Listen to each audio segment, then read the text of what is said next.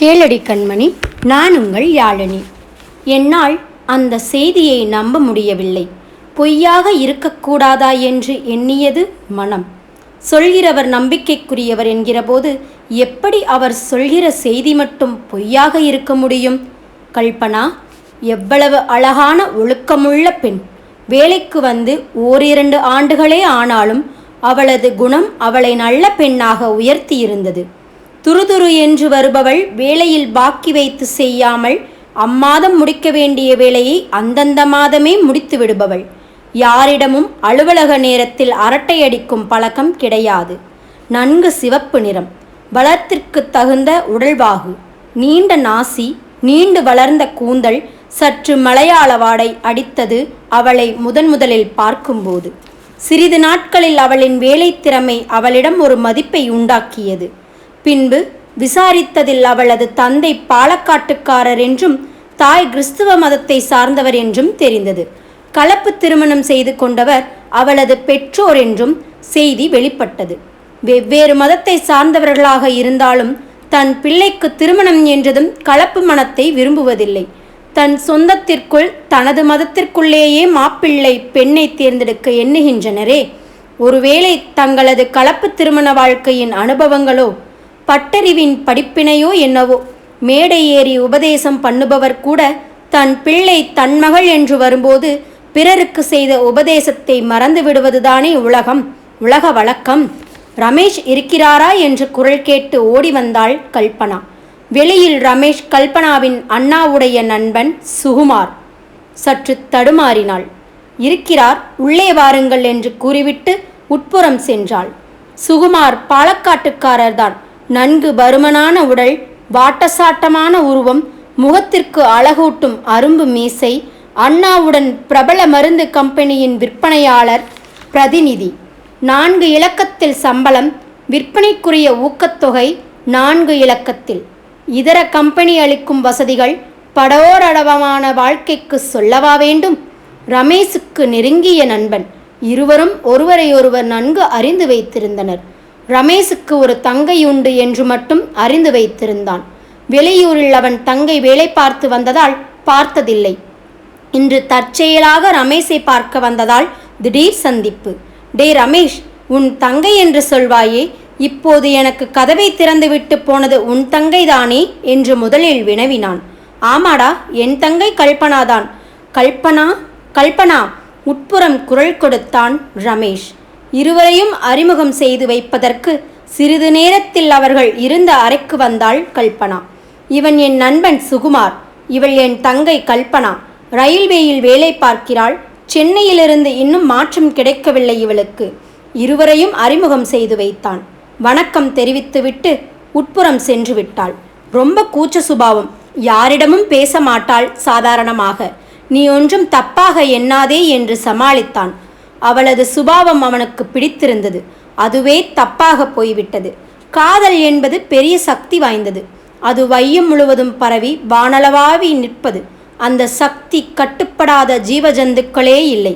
மனித குலம் செழிப்புடன் தலைத்து வளர்ச்சியடைய காதல் பெரிதும் உதவி இருக்கிறது.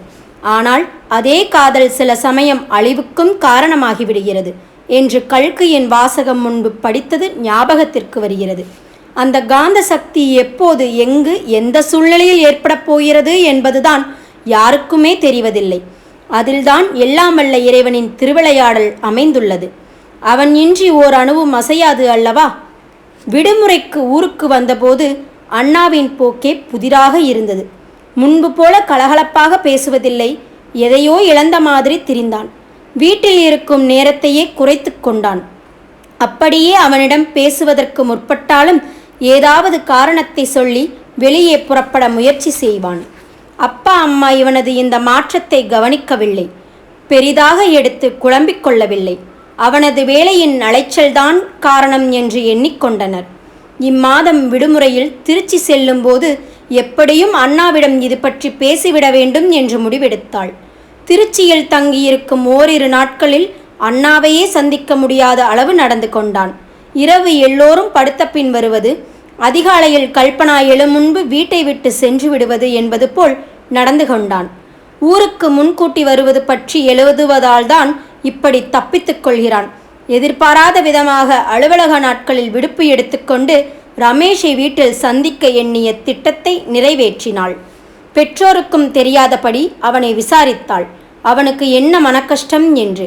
ரொம்பவும் தயங்கினான். முதலில் வற்புறுத்தல் அதிகரிக்கவே மனதிலுள்ள பாரத்தை வெளிப்படுத்தி தன் சுமையை குறைத்து கொண்டான்.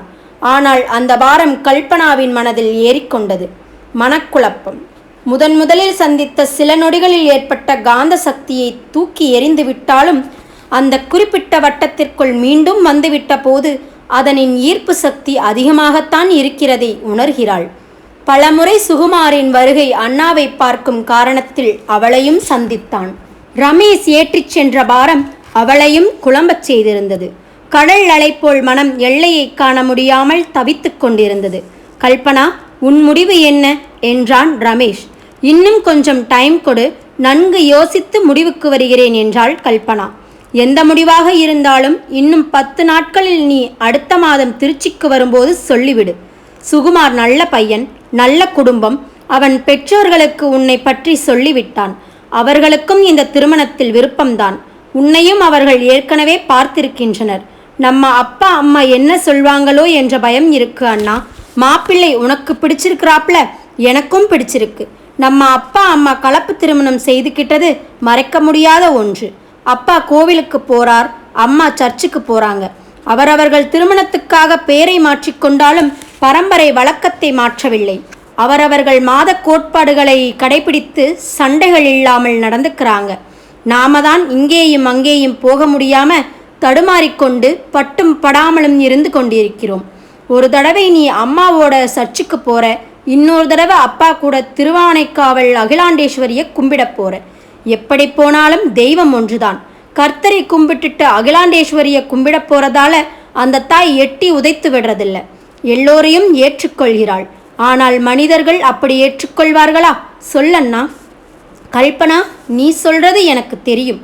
நம்ம அம்மா அப்பாவை சரி கட்டி பார்ப்போம். உன் மனதை நான் தெரிந்து கொண்டுதானே மேற்கொண்டு நான் பேச முடியும். அதனால தான் உன்னை கேட்டேன். உன் விருப்பத்தை சொல், மேற்கொண்டு யோசிப்போம் என்றான் ரமேஷ். முதலில் அப்பா அம்மாவிடம் நீயாக பேசிப்பார். நமக்கு இதைவிட நல்ல இடம் கிடைக்கவா போகிறது என்றாள். சம்மதத்தையும் மறைமுகமாக தெரிவித்து விட்டாள். மழைக்காலம் கழிந்து பனிக்காலம் வந்துவிட்டது. காலங்கள் எவ்வளவு வேகமாக ஓடுகின்றன. அது தன் போக்கில் மனிதர்களின் வாழ்க்கையில் தான் எத்தகைய மாற்றங்களை செய்துவிட்டு மறைகின்றது. பெற்றோர்களின் எதிர்ப்பு, அண்ணா தங்கையின் பிடிவாதம், கடைசியில் பெற்றோர்களை எதிர்த்து நடந்த திருமணம். காதல் திருமணம் என்றாலும் காதல் மோகத்தில் கண்மண் தெரியாமல் கண்ட இடங்களில் சுற்றித் திரிந்து கடற்கரை மணலை மாசுபடுத்தி பெற்றோர் காதுகளில் 3ஆம் அவர் சொல்லி விஷயம் அறிந்து கண்ணீர் சிந்தி வெற்றியோ தோல்வியோ பெறாத காதல் இது. இது ஒரு வகையான காதல், புதுவிதமான காதல். திருமணத்திற்கு முன்பு ஒருவரையொருவர் பார்த்திருந்தார்களே தவிர பேசியறியா காதலர்களின் திருமணம். துஷ்யந்தனின் காதலை மிஞ்சிய காதல். பெற்ற மகளின் திருமணத்திற்கு வர சம்மதிக்க இயலா அதிர்ச்சி தந்தையை இதய தாக்குதலில் படுத்த படுக்கையாக்கி மருத்துவமனையில் சேர்த்தது. பெற்ற தாய் திருமணம் விருப்பமில்லாமல் நடந்ததால் படியேற வேண்டாம் என்று வீட்டை விட்டு துரத்தின செய்கை குடும்பத்தில் பெரிய அதிர்ச்சியை தந்தது. அழகான குடும்பம் பிளவுபட்டு சிதறிப்போயின. சின்னா பின்னமாகி ஒவ்வொருவர் மனதிலும் ஒவ்வொரு வகையில் துன்பம், வேதனை. திருமணம் முடிந்த சில மாதங்களில் அவளுக்கு சொந்த ஊருக்கே மாற்றம் கிடைத்தது. பெற்றோர்கள் எதிர்த்தாலும் கணவனின் பெற்றோர்களின் ஆதரவு முழுவதாக கிடைத்தது அவள் செய்த பாக்கியந்தான். கல்பனாவின் பெற்றோர்கள் சில மைல்கள் தூரத்தில் இருந்தாலும் அவர்களை சந்திக்க முடியாதபடி அவர்களது திருமணம் அமைந்துவிட்டது. என்னே கொடுமை! காதல் திருமணம் செய்திருந்த கலப்பு மன தம்பதிகள் காதல் திருமணத்தை ஏற்க மறுக்கின்றனர். ஒரே தலைமுறையில் எவ்வளவு மாற்றம் ஏற்பட்டுவிட்டது. கல்பனாவை அலுவலக வேலை விஷயமாக திருச்சிக்கு வந்திருந்த போது சந்தித்தேன். அன்பாக எல்லா பழைய ஊழியர்களையும் உடன் பணிபுரிந்தவர்களையும் விசாரித்தாள். சந்தோஷமாக சௌக்கியமாக இருப்பதாக தெரிவித்தாள். பெற்றோர்களை சந்திக்க முடியாததற்கு மிகவும் வருத்தப்பட்டாள். ஆறுதல் வார்த்தைகளை கூறி வந்தேன். காலம்தான் அவளுடைய மன வருத்தத்தை போக்க வேண்டும். சென்னை திரும்பியதும் கல்பனாவை பார்த்ததை பற்றி கூற சக ஊழியர்களிடம் எவ்வளவு அன்பை வைத்திருக்கிறாள் என்று எல்லோரும் மகிழ்ந்தனர். ஆனால் இன்று அந்த செய்தியை கேட்டதும் எல்லோரும் அலுவலகத்தில் பதறிப்போயினர். மௌன கண்ணீர் வடித்தனர். சோகம் என்ற கருமேகம் எங்கிருந்தோ வந்து அவளுடன் பணிபுரிந்தவர்களின் முகங்களில் கப்பிக்கொண்டது. என்ன ஆயிற்று? கேள்விக்குறி வாயை விட்டு வெளியில் ஒலிக்க மறுத்தது. சோகம் அனைவரது தொண்டையையும் கப்பிக்கொண்டது. உடன் பணிபுரிந்த பெண்கள் கண்ணீர் விட்டு அழுதனர். ஆம், கல்பனா இறந்து விட்டாள். குழந்தை பேறுகால சமயத்தில் கூட பெற்றோர்கள் உதவி கிடைக்கவில்லை. மற்றொரு அண்ணா வீட்டிற்கு மதுரைக்கு சென்றாள், அண்ணா அண்ணியின் உதவி கிடைக்கும் என்று. மருத்துவ வசதிகள் எத்தனையோ மடங்கு பெருகிவிட்ட இந்த நாளில் பேறுகாலத்தில் சாவா? நினைக்கவே மனம் துடிக்கிறது. எத்தனை மருத்துவ வசதிகள் நிறைந்த நகரம் மதுரை மாநகரம். ஆனால் சரியான மருத்துவ உதவி கிடைக்கவில்லை போலும். குழந்தை திசை மாறி தாயா சேயா என்ற கட்டத்திற்கு வந்துவிட்டது. இறுதி போராட்டத்தில் சேயின் உயிர் காக்க தன் உயிரை ஈந்தாள் அந்த தாய். பச்சிளம் பாழைகளை ஈன்றுவிட்டு மண்ணுலக வாழ்க்கையை துறந்தாள் கல்பனா. காதலால் பெற்றோரை இழந்தாள் அன்று. சில மணி நேரங்களில் கல்பனாவையும் குழந்தையையும் அவள் புகுந்த வீட்டிற்கு எடுத்து வந்தது ஆம்புலன்ஸ். அலுவலக நண்பர்கள் எல்லோரும் கூடி இறுதி அஞ்சலி செலுத்தினர். வீட்டின் முன்பக்கம் உயிரற்ற உடம்பு. அடுத்த அறையில் தொட்டிலில் சிறு குழந்தை. அவளைப் போல அச்சில் வார்த்த முகம். குழந்தை பிறந்த மகிழ்ச்சியை கொண்டாடுவதா, மண்ணுலக வாழ்வை துறந்த கல்பனாவின் உடலைக் கண்டு கண்ணீர் விடுவதா? மகள் இறந்த செய்தி தெரிந்தும் பார்க்க வராத பெற்றோர்களின் கல்மனதை எண்ணி வருந்துவதா? காதல் சில சமயம் அழிவுக்கும் காரணமாகிவிடுகிறது என்ற கல்கையின் வாசகம் அப்படியே கல்பனாவின் வாழ்க்கையில் நிகழ்ந்துவிட்டது. ஒருவேளை பெற்றோர் சம்மதத்துடன் அவர்கள் விரும்பியபடி திருமணத்தை முடித்திருந்தால் கல்பனா இன்னும் உயிர் வாழ்ந்திருப்பாளோ என்னவோ? யார் கண்டார்கள்? விதியை வெல்லும் சக்தி யாருக்கு இருக்கிறது இந்த உலகில்? காலம்தான் மருந்தாகி மனித மனங்களில் ஏற்படுகின்ற புண்ணை ஆற்ற வேண்டும்.